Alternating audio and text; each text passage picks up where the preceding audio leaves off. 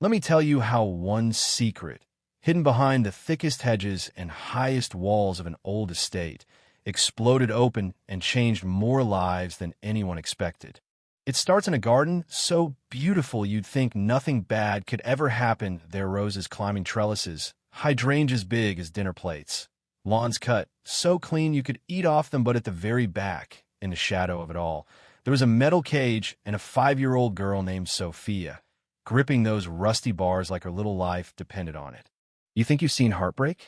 Picture her face pressed to the steel, tears slipping down, and nobody noticing but a white horse in the nearby stable. A horse with eyes so deep you'd swear he understood more than most people ever would. That's the real start. Her father, Edward Albright, big shot, king of his boardroom, everyone in town nodding and smiling when he passed Seth, just couldn't stand the way Sophia saw the world. Couldn't handle the fact that his own daughter, who'd lost her mother at birth, was autistic, didn't talk the way other kids didn't look you in the eye, rocked back and forth, made strange melodies. He called it misbehavior. Said she could come back in the house when she learned to be normal. You know what I mean? That's the hook. That's the cruelty hidden in sunlight. Nobody saw it in a body except Mrs. Carmen, the old housekeeper who'd been there since before Edward married Sophia's mother, and Moonlight, the white horse. Mrs. Carmen, God bless her, snuck Sophia the only food she'd eat: bread, cheese, apples, nothing touching, and flinched whenever Edward's voice thundered from the porch. She wanted to help, but you can't cross a man like Edward without risking everything, so she waited and watched. Moonlight, though, that horse didn't care about rules or reputations. Every time Sophia cried, he'd come to the fence and stand watch, ears pricked, nose in the wind. If you ask me, he saw everything, felt everything, that helpless, soft pain that hangs in the air when someone's hurting. The days ran together. Sophia rocked, hummed, watched the world through the bars. One afternoon, she found a piece of string, started spinning it in the sunlight, making patterns only she could see. Moonlight drifted closer, mesmerized. Edward, always ready to stamp out anything he didn't understand, ordered Mrs. Carmen to take it away. But before she could move, Moonlight let out the loudest neigh you've ever heard. It rattled the windows, sent the birds flying, and for just a second, Sophia smiled a real, pure smile. She met Moonlight's eyes, and I swear, in that instant, something changed. An alliance, silent and unbreakable, was born. After that, things started moving like a storm rolling in slow from the horizon. Enter Michael, the new garden-era middle-aged guy with rough hands and the kindest eyes you've ever seen. He spotted Sophia in her cage, stopped cold, then spent the rest of the day lost in thought.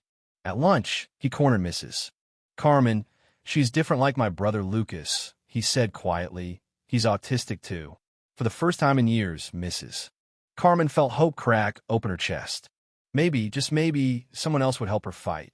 The twist came sooner than expected. Edward announced an important dinner: mayor, investors, the works, which meant Sophia would stay locked up longer, out of sight, out of mind. Mrs. Carmen tried to suggest a guest room, and Edward cut her down with a look sharp as a blade. Don't tell me how to raise my daughter. Moonlight neighed, almost in protest, and Edward's lips curled. Maybe it's time to sell that damn horse. Mrs. Carmen's heart dropped. That same week, Michael started humming while working near Sophia's cage. She hummed back. Moonlight pressed close, drawn by the strange, hopeful duet. Edward, watching from the porch, misunderstood completely, thought his discipline was finally working, that his daughter was getting better.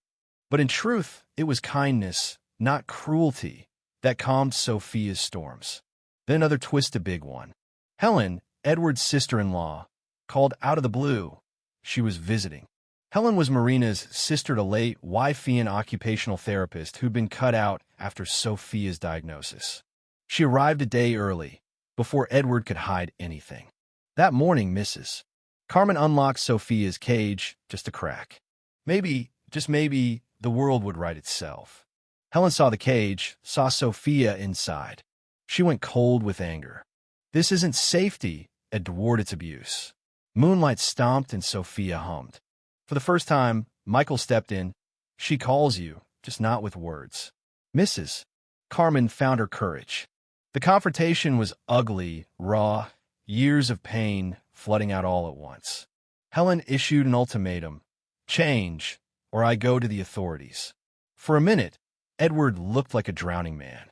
That night, they left the cage door open. Helen sat on the grass, holding out Marina's old kaleidoscope. Your mom loved this. She said it was like seeing music. Michael brought Moonlight close. Sophia watched, then for the first time, stepped into the grass. Her bare feet touched earth. Her hands reached for the horse. A smile bloomed, tentative and new. Upstairs, Mrs. Carmen prepared Marina's old room for Sophiano curtains. Nothing harsh. Everything gentle. Everything safe. Edward, what about him? He spent a sleepless night in his study, looking at old photographs. The next morning, he asked about Sophia's pancakes, still in squares, not touching. Mrs. Carmen nodded, tears in her eyes. A small thing, but the start of something big. That evening, during the mayor's dinner, Sophia came down the stairs, step by step, tracing her fingers along the banister, humming softly. Edward introduced her. My daughter is autistic. She is exactly as she should be. At first, the guests were shocked. Then, as Sophia calmly organized her fruit by color, as Edward explained her ways, something shifted. The mayor spoke up, wanted to build a support center for neurodivergent kids, needed investors. Edward, heart swelling with pride, offered his help, his land, his story. Outside, Moonlight neighed, and Sophia hummed her answer.